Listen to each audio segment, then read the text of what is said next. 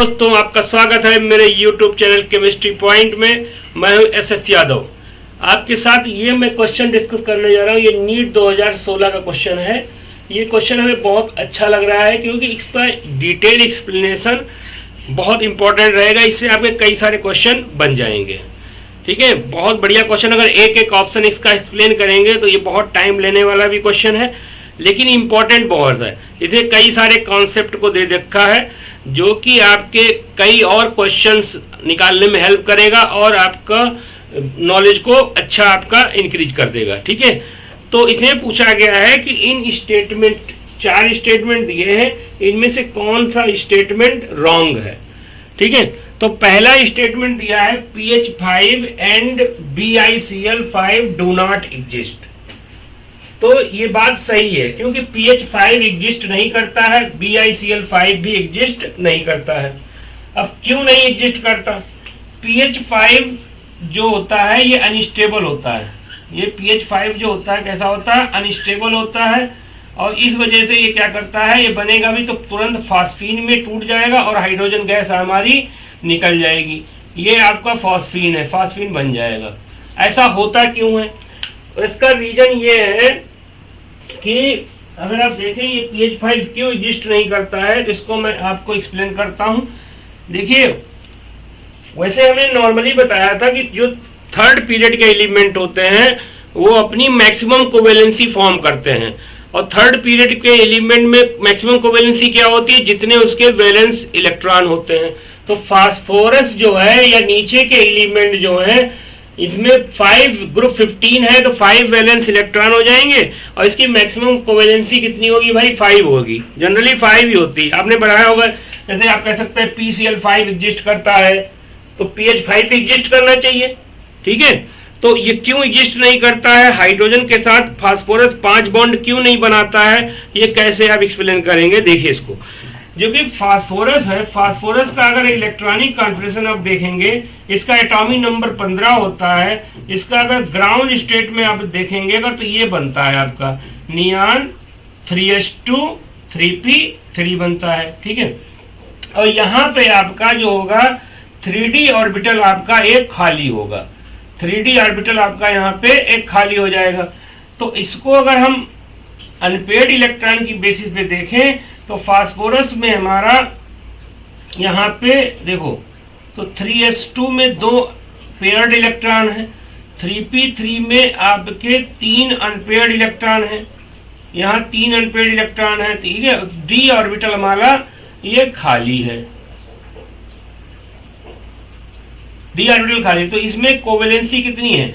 Covalency equal to होता है number of unpaired electron. तो 3 अनपेयर्ड इलेक्ट्रॉन है, तो फास्फोरस की ग्राउंड स्टेट में कोवेलेंसी अगर देखा जाए तो ग्राउंड स्टेट में कोवेलेंसी कितनी होती है? 3 होती है। ठीक है, तो ये 3 अनपेयर्ड इलेक्ट्रॉन, इसके साथ अगर 3 Cl, अगर PCl3 बनेगा तो PCl3 में Cl आएगा, अपना एक इलेक्ट्रॉन यहाँ पेयर अप कर देगा, Cl आएगा, एक इलेक्ट्रॉन अपना यहाँ पेयर अप कर देगा, और Cl आएगा, यहाँ इलेक्ट्रॉन पेयर अप कर देगा। तो इस सिरे से PCl3 बन जाएगा। इसी तरीके से अगर हाइड्रोजन आएगा तो हाइड्रोजन भी क्या करेगा? एक इलेक्ट्रॉन यहाँ पेयर अप कर देगा, और एक हाइड्रोजन यहाँ इलेक्ट्रॉन पेयर अप कर देगा, एक हाइड्रोजन यहाँ इलेक्ट्रॉन पेयर अप कर देगा। तो PH3 भी आपका इसी तरीके से आपका बन जाएगा। तो 3 कोवेलेंसी होने में कोई दिक्कत नहीं है। ठीक है, ग्राउंड स्टेट में 3 अनपेयर्ड इलेक्ट्रॉन होते हैं फास्फोरस का। अगर आपसे क्वेश्चन पूछते हैं कि ग्राउंड स्टेट में फास्फोरस की कोवेलेंसी कितनी होगी? 3 होगी भाई साहब। अब एक्साइटेड स्टेट की बात करो। एक्साइटेड स्टेट में क्या होता है आपका? एक्साइटेड स्टेट में एक इलेक्ट्रॉन आपका यहां से 3d ऑर्बिटल में जंप कर जाता है। क्योंकि जंप क्यों कर जाता है? क्योंकि इसको रिपल्सन यहाँ फील हो रहा होता है। तो जब उसी की सेम सेल में जितनी सब सेल होती हैं उसमें इलेक्ट्रॉन जंप कर सकता है। तो यहाँ से एक इलेक्ट्रॉन एक्साइटेड स्टेट में, एक इलेक्ट्रॉन यहाँ से जंप करके यहाँ चला जाता है। तो एक्साइटेड स्टेट में अगर फास्फोरस का इलेक्ट्रॉनिक कॉन्फ़िगरेशन बनाएंगे एक्साइटेड स्टेट में, देखिए, तो एक इलेक्ट्रॉन यहाँ से ये जंप करके यहाँ चला गया। अब कितने अनपेयर्ड इलेक्ट्रॉन हो गए? 5 हो गए। तो 5 अनपेयर्ड, तो एक्साइटेड स्टेट में फास्फोरस की कोवेलेंसी कितनी होगी भाई? 5 हो जाएगी। आपने देखा होगा PCl5 एग्जिस्ट करता है। तो PCl5 क्यों एग्जिस्ट करता है? क्योंकि फास्फोरस जो होगा 5 क्लोरीन एटम के साथ एक बॉन्ड यहाँ बना लेगा, एक यहाँ इलेक्ट्रॉन बॉन्ड बना लेगा, एक Cl यहाँ बॉन्ड बना लेगा, एक Cl यहाँ बॉन्ड बना लेगा। तो इस तरीके से 5 Cl होंगे, इस तरीके से बॉन्ड बना लेंगे। ठीक है, तो PCl5 बन जाता है। ठीक है, PCl5 आपका फॉर्म हो जाता है। लेकिन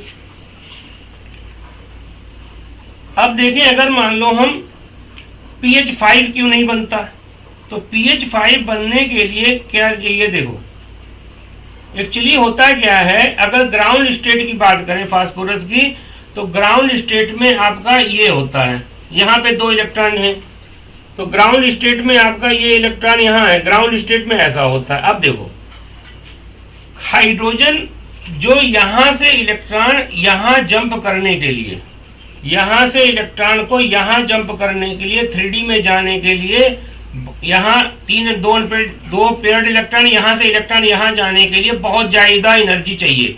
क्योंकि यहाँ पे एनर्जी कितनी है, यहाँ पे मैंने स्ट्रक्चर ऑफ एटम बताया था कि मल्टी इलेक्ट्रॉन एटम में इलेक्ट्रॉन की एनर्जी किस पे डिपेंड करती है, या ऑर्बिटल की एनर्जी किस पे, n+l पे। यहाँ पे प्रिंसिपल क्वांटम नंबर 3 है, तो यहाँ पे n+l कितना हो जाएगा, यहाँ n+l कितना हो जाएगा, प्रिंसिपल क्वांटम नंबर 3 है, यानी n इक्वल टू आपका 3 हो गया। और s के लिए l कितना होता है, s के लिए l इक्वल टू कितना होता है, 0 होता है। तो यहाँ n+l निकालेंगे तो n+l कितना निकल के आएगा, यहाँ पे 3 निकल के आएगा, तो n+l इक्वल टू 3 निकल के आएगा। लेकिन अगर 3D ऑर्बिटल का देखें, यहाँ n+l कितना निकल के आएगा, 3D ऑर्बिटल में n आपका 3 है और l कितना है, 2। d के लिए l कितना होता है आपका, 2 होता है। तो यहाँ n+l कितना हो जाएगा, ये n+l की वैल्यू हो जाएगी आपकी, n+l यहाँ 5 है, तो यहाँ n+l की वैल्यू 3 है, यहाँ n+l की वैल्यू 5 है। तो जिसका n+l ज्यादा होता है उसकी एनर्जी ज्यादा होती है। तो 3D ऑर्बिटल की एनर्जी बहुत ज्यादा है in comparison of 3s orbital. ठीक है, 3s ऑर्बिटल इसलिए। और हाइड्रोजन जो होता है, हाइड्रोजन बहुत कम इलेक्ट्रोनेगेटिव एलिमेंट होता है, बहुत कम इलेक्ट्रोनेगेटिव एटम होता है, तो इसलिए यहाँ से इलेक्ट्रॉन जो होता है यहाँ से यहाँ जंप नहीं कर पाएगा, यहाँ से यहाँ इलेक्ट्रॉन जंप नहीं कर पाएगा। इसीलिए हाइड्रोजन के साथ फास्फोरस 3 बॉन्ड बनाएगा। अब कहोगे सर यहाँ से यहाँ जंप कर जाए, हाइड्रोजन फास्फोरस का बॉन्ड बनाएगा, बॉन्ड फॉर्मेशन एक्सोथर्मिक प्रोसेस होता है, एनर्जी रिलीज होगी, वो एनर्जी इस जितना एक्साइटेशन के लिए चाहिए उसको फुलफिल कर लिए, ऐसा नहीं है। क्योंकि हाइड्रोजन हमारा लेस इलेक्ट्रोनेगेटिव होता है और ये जो मोर इलेक्ट्रोनेगेटिव एलिमेंट जो होते हैं वो स्ट्रॉन्ग बॉन्ड बनाते हैं।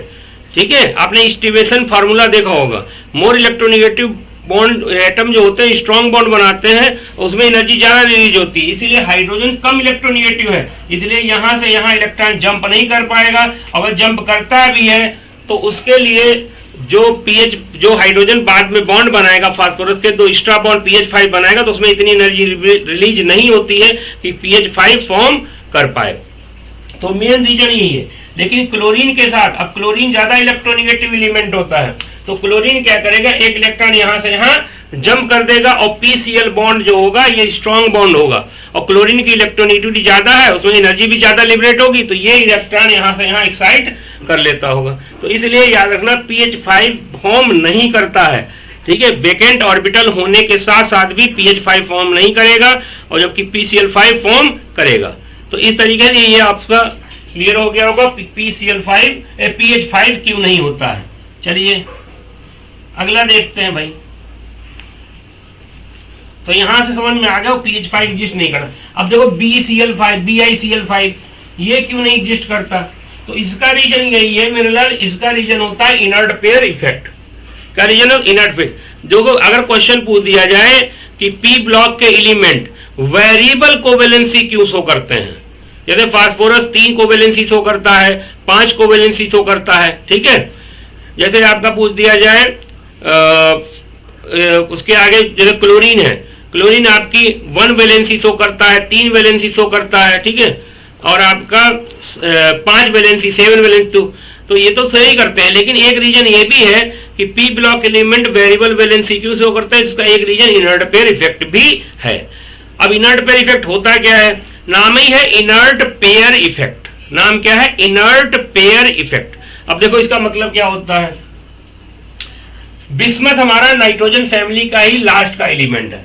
अब एक्चुअली होता क्या है, अगर बिस्मथ का इलेक्ट्रॉनिक कॉन्फ़िगरेशन लिखेंगे तो बिस्मथ का इलेक्ट्रॉनिक कॉन्फ़िगरेशन ये बनेगा, जीनान, ठीक है, और इधर होगा आपका 6s2 और 6p3, ठीक है, इधर बनेगा आपका 6s2 और 6p3 होगा, ठीक है। लेकिन इससे पहले हमारा क्या होगा, 4f14 और आपका 5d10। तो होता क्या है, जो d और f जो इलेक्ट्रॉन होते हैं इनकी पुअर शील्डिंग होती है। इनकी क्या होती है भैया? पुअर शील्डिंग होती है। पुअर शील्डिंग होती है, यानी इनका जो सिग्मा होता है, एक आपने सुना होगा शील्डिंग कांस्टेंट, पुअर शील्डिंग या पुअर स्क्रीनिंग कह सकते हैं। इनका जो सिग्मा होता है बहुत कम होता है, यानी सिग्मा जो होता है, इनका जो सिग्मा होता है बहुत कम होता है, वेरी लेस। तो सिग्मा बहुत होने से होता क्या है, Z effective. Effective nuclear charge क्या होता है, जेड माइनस सिग्मा। जेड क्या है, एटॉमिक नंबर, जितना पॉजिटिव चार्ज है, ठीक है, जेड क्या है, एटॉमिक नंबर। और सिग्मा क्या होता है, ये स्क्रीनिंग कांस्टेंट या शील्डिंग कांस्टेंट कहते हैं। डी और एफ की शील्डिंग पुअर होती है, क्योंकि डी और एफ ऑर्बिटल का साइज बड़ा होता है। इनका साइज बड़ा होने से इलेक्ट्रॉन हर ऑर्बिटल में दो ही दो रहते हैं। अब ये बताओ, जब 14 इलेक्ट्रॉन आप एफ में डालोगे तो 14 प्रोटॉन भी तो न्यूक्लियस में जाएंगे, और जब डी में 10 इलेक्ट्रॉन डालोगे तो डी में न्यूक्लियस में 10 प्रोटॉन भी तो जाएंगे, तो एटम तो न्यूट्रल होता है। लेकिन इनकी सिग्मा और जो सिग्मा जो होता है, ड्यू टू इनकी कॉम्प्लेक्स शेप, डी और एफ ऑर्बिटल की थोड़ी शेप कॉम्प्लेक्स होती है, जटिल होती है, और एस की तो शेप बहुत ज्यादा कॉम्प्लेक्स होती है और साइज बहुत बड़ा होता है, तो स्क्रीनिंग अच्छी नहीं हो पाती। स्क्रीनिंग अच्छी ना होने की वजह से ये वाले जो इलेक्ट्रॉन है, ये जो NH2 इलेक्ट्रॉन होता है, ये वाले इलेक्ट्रॉन ये न्यूक्लियस के बहुत पास में आ जाते हैं, बहुत अट्रैक्ट हो जाते हैं। इनको न्यूक्लियस बड़ा संभाल के रखता है जैसे जैसे डाउन टू ग्रुप आएंगे, क्योंकि नीचे वाले छठे पीरियड में लैंथेनाइड आ जाते हैं। छठे पीरियड में लैंथेनाइड आ जाते हैं, इसको आप लैंथेनाइड कॉन्ट्रैक्शन से भी समझ सकते हैं। लैंथेनाइड कॉन्ट्रैक्शन की वजह से 6s ऑर्बिटल न्यूक्लियस के बहुत पास पर चला जाएगा, और बहुत पास चले जाने से ये वाले इलेक्ट्रॉन बॉन्डिंग में पार्टिसिपेट नहीं करेंगे। इसीलिए बिस्मथ जो होता है, बिस्मथ की +3 ऑक्सीडेशन स्टेट बहुत ज्यादा स्टेबल होती है देन +5 ऑक्सीडेशन स्टेट से। तो बिस्मथ का +3 स्टेट बहुत ज्यादा स्टेबल होगी देन +5 ऑक्सीडेशन स्टेट। इसीलिए जो होता है ये स्टेबिलिटी का ऑर्डर ये है, यानी ये बहुत अनस्टेबल होता है, और ये दो इलेक्ट्रॉन लेके इसमें चला जाएगा Bi3+ में। यानी यहां से एक क्वेश्चन ये भी बन सकता है कि Bi+5 ऑक्सीडाइजिंग एजेंट होता है, क्योंकि ये दो इलेक्ट्रॉन लेके खुद रिड्यूस हो जाएगा और दूसरे जिससे इलेक्ट्रॉन लेगा उसको ये Bi3+ में चेंज कर देगा, इनको ऑक्सीडाइज कर देगा।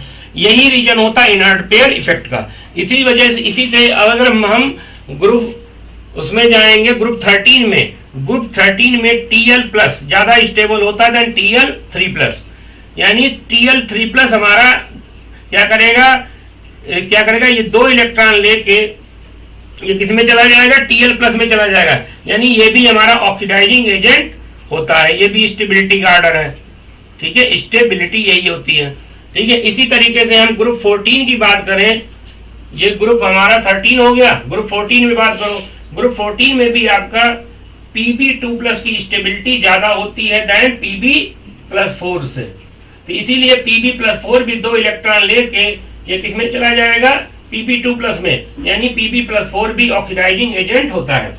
ये इनर्ट पेयर इफेक्ट जो 6th पीरियड के एलिमेंट होते हैं उन्हीं में डोमिनेट करता है। अगर किसी और एलिमेंट की बात करेंगे तो उसमें ये नहीं लगेगा। अगर हम इसी में ग्रुप 14 में अगर Sn की बात करें, Sn की +2 की स्टेबिलिटी ज्यादा होती है, सॉरी Sn में +4 की स्टेबिलिटी ज्यादा होती है, Sn में +4 की स्टेबिलिटी ज्यादा होती है देन Sn+2।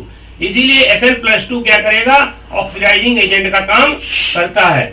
Sn+2 जो क्या करेगा, Sn+2 आपका ये 2 इलेक्ट्रॉन देके, ये 2 इलेक्ट्रॉन लूज करके Sn+4 में चेंज हो जाएगा, यानी Sn+2 आपका रिड्यूसिंग एजेंट आपका होता है।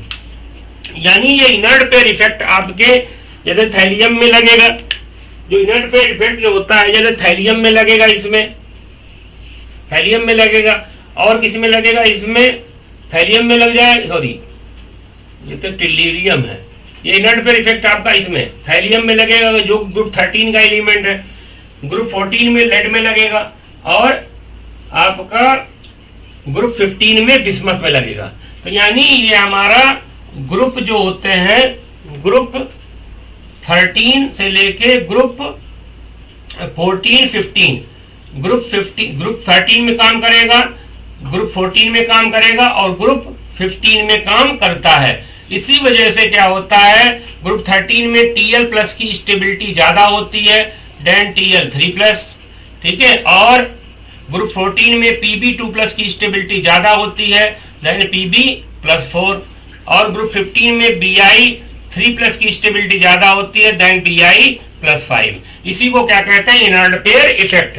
यानी ये ऑक्सीडाइजिंग एजेंट होगा, ये अनस्टेबल है, इसलिए ये Bi3+ में चेंज हो जाएगा। ये ऑक्सीडाइजिंग एजेंट होगा, ये 2 इलेक्ट्रॉन लेके Pb2+ में चेंज हो जाएगा, ये भी ऑक्सीडाइजिंग एजेंट है, ये भी ऑक्सीडाइजिंग एजेंट है। तो इसी को क्या कहते हैं, इनर्ट पेयर इफेक्ट।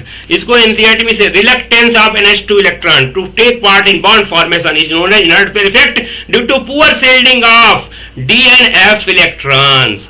क्योंकि हमारे छठे पीरियड में ही आपके D और F इलेक्ट्रॉन्स हैं, ठीक है, D और F, छठे पीरियड में F आ जाता है, इसको लेंथेनाइट कॉन्ट्रैक्शन की वजह से भी एक्सप्लेन कर सकते हैं। तो इस तरीके से ये ऑप्शन आपको क्लियर हो गया होगा कि PH5 और BiCl5 डू नॉट एग्जिस्ट, यानी ये ऑप्शन आपका सही है। इसमें रॉन्ग वन पूछा गया, 2016 का नीट का बहुत अच्छा क्वेश्चन है। अगला क्वेश्चन पूछा गया, चलो इस तरीके से ये ऑप्शन आपको क्लियर हो गया होगा। चलिए नेक्स्ट ऑप्शन पे आपके बढ़ते हैं, हम एक एक ऑप्शन आपको डिटेल में बताएं। ये क्वेश्चन बहुत इंफॉर्मेटिव है, बहुत ज्यादा इंफॉर्मेटिव क्वेश्चन है। इस तरीके का इस क्वेश्चन पे बेस्ड आप कम से कम 20 क्वेश्चन बना सकते हैं नीट में।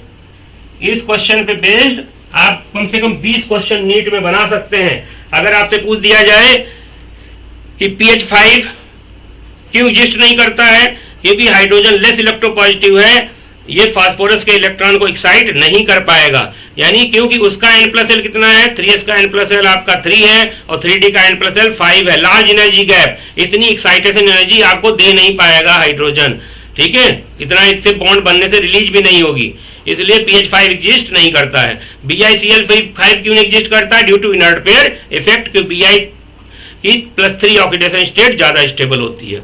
अगला क्वेश्चन, अगला ऑप्शन देखते हैं, उसी में अगला क्या रखा है, P5D5 bond present in SO2। ये बात सही है कि गलत, इसमें रॉन्ग चुनना है। तो देखो भाई, अगर SO2 की बात करें तो SO2 का अगर हम लोग बात करें तो हाइब्रिडाइजेशन अगर निकालेंगे SO2 का, तो हाइब्रिडाइजेशन निकालने के लिए मैंने बताया था आप हाइब्रिडाइज्ड ऑर्बिटल का नंबर निकाल लो। हाइब्रिडाइज इक्वल टू क्या, ऑर्बिटल इक्वल टू क्या था, half into valence electron. Sulphur में वैलेंस इलेक्ट्रॉन कितने होते हैं, 6, plus monovalent atom, monovalent atom आपका कितना है, 0। मैंने फार्मूला इसका बता चुका हूं, मेरा हाइब्रिडाइजेशन वाला वीडियो पड़ा है, इसको आप देख सकते हैं, ठीक है। वैलेंस इलेक्ट्रॉन, इसमें मोनोवैलेंट एटम 0 और माइनस चार्ज कितना है, 0, यानी ये कितना आ जाएगा 6/2, यानी आपका 3 हाइब्रिडाइज ऑर्बिटल निकल के आएंगे। और जब हाइब्रिडाइज ऑर्बिटल 3 हो गए तो हाइब्रिडाइजेशन कौन सा होगा, sp2। और जो हाइब्रिडाइज ऑर्बिटल 3 है ये किसमें यूज होते हैं, सिग्मा बॉन्ड बनाने में और आपका लोन पेयर को रखने में। हाइब्रिडाइज ऑर्बिटल सिग्मा बॉन्ड और लोन पेयर को रखने में। अब बताओ 2 एटम सराउंडिंग है, यानी ये 3 हाइब्रिडाइज ऑर्बिटल हैं, तो 2 तो बन जाएंगे सिग्मा, एक इधर सिग्मा बन गया, एक इधर सिग्मा बन गया। 2 एटम है, पहले सिग्मा बॉन्ड बनेगा तो सिग्मा बॉन्ड हमारा स्टेबल होता है, तो 2 सिग्मा हो गए। एक लोन पेयर कौन रखेगा, एक हाइब्रिडाइज ऑर्बिटल यहाँ पे लोन पेयर रख लेगा, ठीक है। लेकिन अभी सल्फर की वैलेंस शेल में 6 इलेक्ट्रॉन थे, और याद रखना 6 इलेक्ट्रॉन थे सल्फर में, यानी उसमें 2 इलेक्ट्रॉन कहाँ चले गए, 2 इलेक्ट्रॉन चले जाएंगे बॉन्ड बनाने में। कितने चले जाएंगे, बॉन्ड बनाने में, यानी हमारा एक इधर पाई बॉन्ड बनेगा, एक इधर पाई बॉन्ड बनेगा। ये हमारी SO2 की स्ट्रक्चर हो गई। अब बात ये होती है इसमें, अब डबल बॉन्ड है तो इसमें एक सिग्मा हो गया, एक इधर सिग्मा हो गया, एक है पाई, अब एक है पाई, इधर एक पाई इधर, दो पाई हो गए। अब पूछ रहा है इसमें क्या डी पाई पी पाई बॉन्ड है, तो डी पाई पी पाई बॉन्ड वो पाई बॉन्ड होगा जिसमें पी ऑर्बिटल और डी ऑर्बिटल लैटरल ओवरलैपिंग करके बॉन्ड बनाए।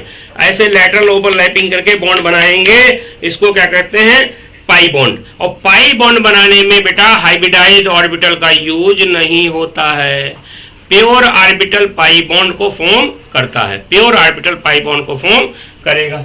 तो कैसे आप इसको डिस्कस पता करेंगे, तो इसको जरा हमने शेप तो बना ली, अब जरा इसका हम लोग चलते हैं इलेक्ट्रॉनिक कॉन्फ़िगरेशन पे। तो फास्फोरस का अगर इलेक्ट्रॉनिक कॉन्फ़िगरेशन देखेंगे, सॉरी सल्फर का इलेक्ट्रॉनिक कॉन्फ़िगरेशन देखेंगे, आपका बनेगा नियान, नियान हो गई इनर्ट गैस, इसका 16 एटॉमिक नंबर होता है, तो आपका बनेगा 3s2 और 3p4, ये भैया ग्राउंड स्टेट है। अगर देखें तो अगर एक्साइटेड स्टेट में देखेंगे इसको, तो एक्साइटेड स्टेट में इसका आपका ये हमारा देखो ग्राउंड स्टेट ये हो गई, तो ग्राउंड स्टेट को अगर आप एक्सप्लेन करेंगे तो देखो 3s में 2 इलेक्ट्रॉन, वेरी गुड। 3p में कितने इलेक्ट्रॉन भाई हैं, 1 2 3 4 हैं, तो भैया कितने अनपेयर्ड इलेक्ट्रॉन, 2। तो अगर तुमसे कोई पूछ दे सल्फर की ग्राउंड स्टेट में कोवेलेंसी कितनी होगी, तो सल्फर की ग्राउंड स्टेट में कोवेलेंसी कितनी होगी, 2, क्योंकि इसमें 2 अनपेयर्ड इलेक्ट्रॉन हैं। इसका एग्जांपल जैसे आपका SF2 फॉर्म करेगा, तो यहां से एक फ्लोरीन यहां बॉन्ड बना लेगा, एक फ्लोरीन यहां बॉन्ड बना लेगा, ठीक है, तो SF2 यहां से एग्जिस्ट कर सकता है। चलिए ये तो ग्राउंड स्टेट हो गई, ये नोट कर लो इसको। फिर हम लोग एक्साइटेड स्टेट की बात करते हैं, नोट कर लिया। चलिए अब हम लोग क्या करते हैं, देखो अब यहाँ पे आप जानते हो ये थर्ड पीरियड का एलिमेंट है, तो थर्ड पीरियड में 3 सबसेल होंगी, 3s 3p और इसके बाद एक 3d सबसेल होगी जो कि खाली होगी। तो मैं इधर 3d को बना लेता हूँ, 1 2 3 4 5 ऑर्बिटल हो गए भैया 3d के, ये हमारी कौन सी हो गई, ये हमारी 3d सबसेल हो गई। अब देखो अगर हम फर्स्ट एक्साइटेड स्टेट की बात करें तो यहाँ जगह खाली है, तो एक इलेक्ट्रॉन यहाँ से जंप करके भाई यहाँ चला जाएगा, तो इसको रिपल्सन फील होगा। एक घर में 2 इलेक्ट्रॉन रखे हुए उनको रिपल्सन फील होगा। हाँ एक्साइटेशन के लिए एनर्जी चाहिए, यहाँ एनर्जी कितनी है, इसका n+l कितना है भाई, इसका n+l 4 है, इसका n+l 5 है, ठीक है। तो n+l जिसका 4 होगा उसकी एनर्जी कम, n+l जिसका 5 होगा उसकी एनर्जी ज्यादा। तो यहाँ से एनर्जी जंप करने के लिए एनर्जी चाहिए, वो एनर्जी कहाँ से आएगी, क्योंकि जब इससे कोई बॉन्ड बनाएगा, बॉन्ड फॉर्मेशन एक्सोथर्मिक प्रोसेस होता है, वहां से एनर्जी रिलीज होगी, वो एनर्जी इसको फुलफिल कर देगी, ठीक है। तो यहां से एक इलेक्ट्रॉन यहां चला गया, ऑक्सीजन हाईली इलेक्ट्रोनेगेटिव है। अब देखो यहां कितने बॉन्ड बन रहे हैं, 1 2 3 4 बॉन्ड बन रहे हैं, यानी ये हमारी ये सेकेंड एक्साइटेड स्टेट जो हो, first excited state, first excited state जो है, फर्स्ट एक्साइटेड स्टेट में इसमें कितने अनपेयर्ड इलेक्ट्रॉन है, 4। तो फर्स्ट एक्साइटेड स्टेट में 4 अनपेयर्ड इलेक्ट्रॉन है, यानी सल्फर यहाँ पे 4 बॉन्ड बनाएगा, ठीक है, 4 बॉन्ड बनाएगा। अब देखो हाइब्रिडाइजेशन में हमारा हाइब्रिडाइज्ड ऑर्बिटल होता है, वो सिग्मा बॉन्ड और लोन पेयर में यूज होता है। हाइब्रिडाइज्ड ऑर्बिटल सिग्मा बॉन्ड और लोन पेयर में यूज होता है, ठीक है। तो हमारे पास कितने सिग्मा बॉन्ड है, 1 2 सिग्मा 1 3 लोन पेयर, एक लोन पेयर भी हाइब्रिडाइज्ड ऑर्बिटल में। तो हाइब्रिडाइजेशन कौन सा है भाई, हमने देखा था पीछे sp2, तो s एक s हो गया और 2 ये p हो गए, तो ये sp2 ऑर्बिटल हाइब्रिडाइज कर रहे हैं। तो ये sp2 हाइब्रिडाइज ऑर्बिटल 3 बनेंगे, इसमें से इसके साथ एक सिग्मा बॉन्ड बन जाएगा, एक इसके साथ सिग्मा बॉन्ड बन जाएगा, और ये वाला लोन पेयर खोपड़ी पे यहाँ रखा है, ये लोन पेयर यहाँ रखा है, और ये सिग्मा मान लो इससे बनेगा, और ये सिग्मा मान लो आपका इससे बनेगा, ठीक है। अब ये 2 प्योर p, एक प्योर p ऑर्बिटल, ये वाला एक प्योर p ऑर्बिटल रखा हुआ है, एक ये प्योर p ऑर्बिटल रखा हुआ है, और एक ये प्योर d ऑर्बिटल रखा हुआ है। ये ऑर्बिटल किसमें कौन सा बॉन्ड बनाने में, प्योर ऑर्बिटल हमेशा पाई बॉन्ड बनाने में यूज होते हैं, प्योर ऑर्बिटल पाई बॉन्ड बनाने में यूज होते हैं। तो एक पाई बॉन्ड बेटा यहां से बना होगा, यानी ये कौन सा बॉन्ड हो जाएगा, इसका होगा सल्फर, मान लो ये हो गया आपका सल्फर का हो गया p ऑर्बिटल, ठीक है, ये सल्फर का p ऑर्बिटल, यानी एक हो गया p ऑर्बिटल सल्फर का, और एक p ऑर्बिटल हो जाएगा ऑक्सीजन का एक p ऑर्बिटल हो जाएगा, एक ऑक्सीजन का, यानी ये हो गया p पाई बॉन्ड। और दूसरे में क्या होगा, ये सल्फर का होगा भाई डी ऑर्बिटल, क्योंकि ये डी में इलेक्ट्रॉन है एक्साइटेड स्टेट में, तो ये इसमें सल्फर का हो जाएगा डी ऑर्बिटल। तो सल्फर का अगर डी ऑर्बिटल हो गया, तो सल्फर का अगर डी ऑर्बिटल हो गया तो ये डी पाई, और ये ऑक्सीजन का क्या हो जाएगा, ऑक्सीजन का हो जाएगा पी पाई। तो ये बॉन्ड कौन सा हो गया, डी पाई पी पाई बॉन्ड आपका एग्जिस्ट कर रहा है। अब ऑक्सीजन तो जानते हो, ऑक्सीजन का देख लो, ऑक्सीजन का दोनों में पी, ऑक्सीजन का इलेक्ट्रॉनिक कन्फर्मेशन आपका यही बनेगा है, ऑक्सीजन का बनेगा हीलियम 2s2 2p4। इसमें एक्साइटेड हो नहीं पाएगा, यहाँ 2s में 2 इलेक्ट्रॉन और यहाँ 2p में 1 2 3 और एक यहाँ पे 4। तो इसमें देखो 2 अनपेड इलेक्ट्रॉन है, तो 2 बॉन्ड यहाँ बना रहा ऑक्सीजन, 2 बॉन्ड यहाँ बना रहा एक, ठीक है, 2 बॉन्ड यहाँ 2 बॉन्ड यहाँ। तो इस तरीके से आपको क्लियर हो गया होगा। तो पी पाई डी पाई बॉन्ड SO2 में पाया जाता है। तो यानी ये ऑप्शन भी सही है। आपको कौन सा चुनना है, रॉन्ग वाला। तो ये आपका सही है, 2 ऑप्शन आपके सही हो गए। तो ये दोनों ऑप्शन आपको मैं चाहता हूं आपको क्लियर हो गए होंगे। अब हम लोग बढ़ते हैं भाई, चलो इसको मिटाते हैं, थर्ड ऑप्शन चेक करते हैं क्या ये सही है। देखिए भैया, तो थर्ड ऑप्शन आप चेक करिए, तो थर्ड ऑप्शन को जरा चेक करिए। तो थर्ड ऑप्शन को चेक करने के लिए हम लोग क्या करते हैं, थर्ड ऑप्शन चेक करते हैं। SeF4 and CH4 have same shape. क्या SeF4 and CH4 की सेम शेप होगी? तो कैसे पता करेंगे भाई, SeF4 है तो SeF4 का पहले हम हाइब्रिडाइजेशन निकालते हैं। हाइब्रिडाइजेशन निकालने के लिए मैंने बताया था नंबर ऑफ हाइब्रिडाइज ऑर्बिटल निकाले जाते हैं। तो हाइब्रिडाइज ऑर्बिटल कैसे निकलता है, हाफ इनटू वैलेंस इलेक्ट्रॉन, ठीक है, प्लस मोनोवैलेंट एटम या ग्रुप और माइनस चार्ज। चार्ज को हम लोग विद साइन रखेंगे। तो देखो भैया, सेलेनियम किस ग्रुप का है, उस से टीपो, तो सेलेनियम ग्रुप 16 का एलिमेंट है, और जो ग्रुप 16 का है उसमें वैलेंस इलेक्ट्रॉन, याद रखना ग्रुप 16 है तो उसमें वैलेंस इलेक्ट्रॉन कितने होंगे, 6 होंगे। तो 6 वैलेंस इलेक्ट्रॉन होंगे इसमें। तो 6 वैलेंस इलेक्ट्रॉन यानी हाफ, यहाँ 6 रख लेना, और प्लस मोनोवैलेंट एटम। अब जानते हो फ्लोरीन हमेशा एक बॉन्ड बनाता है, मोनोवैलेंस एटम कितने हैं, 4, और माइनस चार्ज कितना है, 0। तो ये कितना हो गया, 6 4 10/2 यानी 5 निकल के आएगा। यानी हमारे क्या हो गए, 5 हाइब्रिडाइज्ड ऑर्बिटल हो गए। तो 5 हाइब्रिडाइज्ड ऑर्बिटल हो गए। इसके मतलब क्या होगा, इसमें हाइब्रिडाइजेशन कौन सा हो जाएगा भाई, sp3d।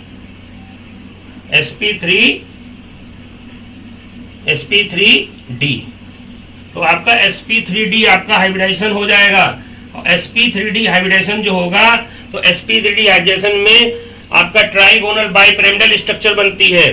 तो अगर मैं यहाँ पे बात करूं Se, और हाइब्रिडाइज ऑर्बिटल 5 हैं, तो इस किसमें यूज होते हैं, सिग्मा बॉन्ड बनाने में और लोन पेयर बनाने में, सिग्मा बॉन्ड बनाने में और लोन पेयर बनाने में। तो 4 तो भैया हमारे क्या हो गए, सिग्मा बॉन्ड और लोन पेयर बनाने में। तो 4 तो हमारे हो गए एटम, तो 4 तो बन जाएंगे सिग्मा बॉन्ड।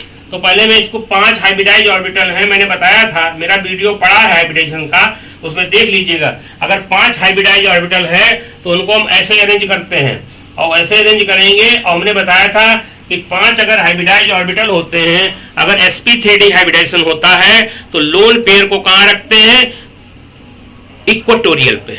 ये जो 3 बॉन्ड होते हैं ये इक्वेटोरियल होते हैं। तो लोन पेयर कहाँ रहेगा, इक्वेटोरियल पोजीशन पे। मैंने यहाँ एक लोन पेयर रख दिया, और बाकी हमारे F जो है, एक F यहाँ जुड़ जाएगा, एक F यहाँ जुड़ जाएगा, एक F यहाँ हो जाएगा। तो भैया ये शेप कैसी जुड़ रही है, लोन पेयर जो होता है शेप में इंक्लूड नहीं होता है। तो यहाँ पे ये शेप कौन सी दिख रही है भैया, ये इसको लोन पेयर को हटा दो, तो ये कौन सी शेप दिख रही है, शीशा। तो इसकी शेप भैया कैसी है, शीशा है, शीशा। शीशा कह सकते हो, या इसको कह सकते हैं भैया distorted tetrahedral, distorted tetrahedral, distorted tetrahedral. इसको शीशा कहिए, या इसको कह सकते हैं हम लोग डिस्टॉर्टेड टेट्राहेड्रल, शीशा, या इसको कह सकते हैं हम लोग डिस्टॉर्टेड टेट्राहेड्रल। आप इसको नोट कर लीजिएगा, ठीक है, डिस्टॉर्टेड टेट्राहेड्रल। तो कैमरा सही कर देता हूँ, चलो आपने नोट कर लिया होगा।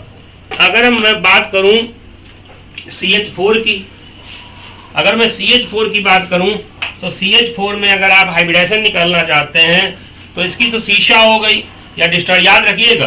अब मैं इसका बताता हूँ CH4 का। तो CH4 में अगर हाइब्रिडाइजेशन निकालोगे तो हाइब्रिडाइजेशन निकालने के लिए हाइब्रिडाइज ऑर्बिटल इक्वल टू होता है हाफ इंटू वैलेंस इलेक्ट्रॉन कितने कार्बन में होते हैं, कार्बन ग्रुप 14 का है, ग्रुप 14 का है तो 4 वैलेंस इलेक्ट्रॉन होंगे, तो 4 प्लस मोनोवैलेंट एटम हाइड्रोजन मोल 4 है और 4 जीरो है, तो आपका निकल गया 8/2 यानी 4, यानी हाइब्रिडाइज ऑर्बिटल कितने आ गए 4। 4 हाइब्रिडाइज ऑर्बिटल होते हैं। हाइब्रिडाइजेशन कौन सा sp3, और हाइब्रिडाइज ऑर्बिटल किसमें यूज होते हैं, सिग्मा बॉन्ड बनाने में और लोन पेयर बनाने में। तो यहाँ पे CH4 में 4 एटम दे रखे हैं, यानी 4 के 4 सिग्मा बनेंगे। तो यहाँ ही आपका ये CH इधर, इधर H, इधर H, इधर H, तो ये तो शेप कौन सी हो गई, एंगल हो गया 109 डिग्री 28 मिनट का, और इस शेप को कहते हैं टेट्राहेड्रल। तो यहाँ से यही ऑप्शन आपका रॉन्ग है, यानी यही आपका ऑप्शन रॉन्ग है, और यही आपका ऑप्शन आपका सही हो जाएगा क्वेश्चन के। इसमें रॉन्ग वन चुनना है, ये तो सही था, ये एग्जिस्ट नहीं करते, इनमें P5D5 हम SO2 में पाया जाता है, ठीक है। चलो अगला ऑप्शन भी चेक कर दे, क्या I3 प्लस है बेंट ज्योमेट्री। तो I3 प्लस की ज्योमेट्री अगर निकालेंगे तो I3 प्लस की अगर बेंट ज्योमेट्री है क्या, देखो अगर हम पहले इसका हाइब्रिडेशन निकालते हैं, I3 प्लस का स्ट्रक्चर हाइब्रिडेशन देखें तो सेंट्रल एटम आपका ये हो जाएगा। तो हाइब्रिडाइज ऑर्बिटल निकालने के लिए हम लोग क्या करते हैं, हाफ मोनोवैलेंट वैलेंस इलेक्ट्रॉन कितने होंगे, आयोडीन आपका भैया ग्रुप 17 का है, तो ग्रुप 17 में वैलेंस इलेक्ट्रॉन कितने होंगे 7, तो 7 वैलेंस इलेक्ट्रॉन हो जाएंगे 7 प्लस मोनोवैलेंट सराउंडिंग एटम कितने, I मोनोवैलेंट है प्लस 2, और चार्ज को हम लोग रखते हैं विद साइन, यानी -+1, चार्ज +1 का है भैया। तो इस तरीके से इसको सॉल्व करेंगे तो आपका ये निकल के आ जाएगा आपका, इसको मैं कैमरा सही करता हूँ, आपको दिख नहीं रहा होगा, हाँ अब देखिए, तो अब दिख रहा है, कैमरा सही कर देता हूँ जिससे आपको दिखे, ठीक है। अब देखिए, तो यहाँ से हाइब्रिडाइज ऑर्बिटल निकालेंगे तो हाफ, ये 7 और 2 कितना हो जाएगा 9, और प्लस माइनस -1, यानी आपका आ जाएगा 8/2, यानी आपका हाइब्रिडेशन कितना निकल, 7 2 9 हो गए, और यहाँ -1 का 8/2, यानी आपका कितना हो गया, आपका आ गया हाइब्रिडेशन को 4 निकल के आएंगे, तो 4 आ गए, यानी हाइब्रिडेशन कौन सा होगा sp3। अब 4 हाइब्रिडाइज ऑर्बिटल हैं, इसमें किसमें यूज होते हैं, सिग्मा बॉन्ड बनाने में और लोन पे रखने में, ठीक है। तो जितने एटम होते हैं सराउंडिंग उतने हो जाते हैं सिग्मा बॉन्ड, तो 2 एटम है सराउंडिंग तो 2 तो हो जाएंगे सिग्मा बॉन्ड, तो ठीक है। I यहाँ रखो और 2 बना दो भाई सिग्मा बॉन्ड, एक इधर I रख दिया, एक इधर I रख दिया, ये सिग्मा बॉन्ड बन गए, ठीक है। अब बताओ लोन पे, यानी अब इसमें 2 ऑर्बिटल हो गए हमारे सिग्मा बॉन्ड बनाने में चले गए, और यानी 4 थे तो 2 बचेंगे, 2 किसमें यूज होंगे, 2 यूज होंगे लोन पेयर रखने में, यानी इसके पास 2 लोन पेयर हो जाएंगे, 2 लोन पेयर हो जाएंगे, ठीक है। तो और इसके पास प्लस चार्ज भी होगा, लोन पेयर हो जाएंगे। तो अब जानते हो यहाँ sp3 हाइब्रिडाइजेशन है, sp3 हाइब्रिडेशन है और 2 लोन पेयर रखे हैं, तो आप लोग VSPER थ्योरी के हिसाब से लोन पेयर रिपल्सन ज्यादा होगा, और यहाँ से bond pair repulsion, bond pair lone pair ये रिपल्सन कम होगा, इधर से bond pair lone pair repulsion कम होगा, यहाँ से बॉन्ड पेयर रिपल्सन और कम हो जाएगा, तो ऊपर से रिपल्सन बहुत ज्यादा लगेगा, इसलिए I3 की शेप कैसी हो जाएगी, इसलिए I3 की शेप कैसी हो जाएगी, I3 की शेप आपकी बेंट होगी, कैसी होगी, बेंट कहो या इसको कह सकते हैं हम लोग V शेप, बेंट कहो या इसको आप V शेप कह सकते हैं। तो ये क्वेश्चन बड़ा मजेदार था, मैंने डिटेल एक्सप्लेनेशन दिया, तो आपको एक बार फिर देख लीजिए, बहुत बढ़िया ऑप्शन है, बहुत इंफॉर्मेटिव। pH5 क्यों नहीं बनेगा, pH5 इसलिए नहीं बनेगा क्योंकि hydrogen less electropositive, less electronegative है, और ये वीक बॉन्ड बनाता है, इसलिए और इसलिए 3s से इलेक्ट्रॉन 3d में जंप नहीं कर पाएगा, अनपेयर्ड नहीं हो पाएगा, उसके लिए हाई एनर्जी चाहिए, इसलिए अनपेयर्ड इलेक्ट्रॉन 3 ही रहेंगे हाइड्रोजन के साथ, तो pH3 बनेगा। BiCl5 क्यों नहीं बनता है, due to inert pair effect, क्योंकि Bi की +3 स्टेट ज्यादा स्टेबल होगा। याद रखना BiCl3 बनेगा, BiCl5 नहीं बनेगा। पी पाई डी पाई बॉन्ड SO2 में होता है। SO2 का स्ट्रक्चर देखोगे 2 पाई बॉन्ड होते हैं, एक पी पाई एक होता है पी पाई और एक होता है डी पाई पी पाई, ठीक है। और Se4 आपका कैसा था, सीसॉ शेप था, ठीक है, या डिस्टॉर्टेड टेट्राहेड्रल, इसका क्या था, टेट्राहेड्रल था। I3+ की शेप कैसी, बेंट। तो ये ऑप्शन भी सही है, ये ऑप्शन भी आपका, ये ऑप्शन भी सही था, ये ऑप्शन भी सही था। इसमें रॉन्ग वन चुनना है। रॉन्ग आपका कौन सा होगा, आपका ये वाला रॉन्ग ऑप्शन है, क्योंकि ऐसी इसकी शेप कैसी है, सीसा या कहते हैं डिस्टॉर्टेड टेट्राहेड्रल, इसकी कैसी है, टेट्राहेड्रल। तो इस तरीके से मैंने वीडियो आपको समझाने की कोशिश की है। अगर आपको समझ में आया है तो अपने फ्रेंड से शेयर करें, हमारे चैनल को सब्सक्राइब करें, ठीक है। बहुत बहुत धन्यवाद। पढ़ते रहिए, मस्त रहिए, अपने पिताजी का माताजी का नाम रोशन करिए। धन्यवाद।